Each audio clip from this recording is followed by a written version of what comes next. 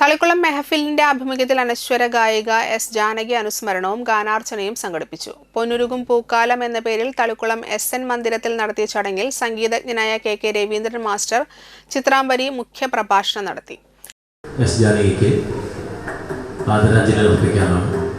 പക്ഷേ ആ ശരീരം മാത്രമേ വിട്ടുപോയിട്ടുള്ളൂ. ഒരിക്കലും നമുക്ക് അവരെ ആദരാഞ്ജലി അർപ്പിക്കാൻ കഴിയില്ല. കാരണം അമരത്വം നേടിയ ഒരു വ്യക്തിത്വമായിരുന്നു എസ് ജാനകി. അവരുടെ മുമ്പിൽ ഒരുപാട് ഓർമ്മപ്പൂക്കളുടെ അർപ്പിച്ചുകൊണ്ട് മാത്രമേ നമുക്ക് അവരെ ഓർമ്മിക്കാൻ സാധിക്കുകയുള്ളൂ. പ്രണയം, ദുഃഖം എല്ലാം കുറച്ചനക്കിയ ശബ്ദത്തിന് മുമ്പിൽ നമ്മളെന്നും ധരിച്ചിരുന്നിട്ടേ ഉള്ളൂ. 1938 ഏപ്രിൽ 23-ാം തീയതിയായിരുന്നു ആന്ധ്രാപ്രദേശിലായിരുന്നു അവരുടെ ജനനം.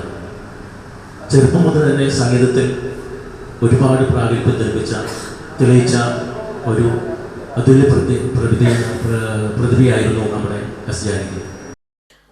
തളിക്കുളം മെഹഫിൽ സംഘാടകരായ ഗിരീഷ് പണിക്കർ, സത്താർ തളിക്കുളം, VS പ്രതീഷ് എന്നിവർ സംസാരിച്ചു. തുടർന്ന് നടന്ന ഗാനാർച്ചനയിൽ 30-ൽ പരം കലാകാരന്മാർ ജാനകിയമ്മയുടെ ഗാനങ്ങൾ ആലപിച്ചു.